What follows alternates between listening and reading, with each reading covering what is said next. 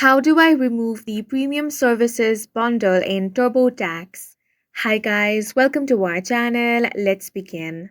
If you have previously added the premium service bundle but aren't seeing an option to remove it, it's likely because you've either already completed your order or have begun using the features included in your bundle. If either of these apply, the remove option won't be available to you.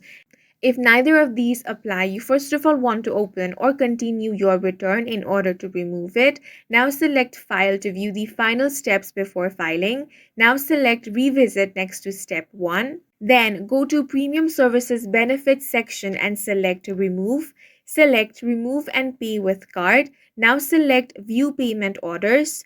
On the How would you like to pay for TurboTax? Select Pay Now. Pay with federal refund is only available with the premium services bundle.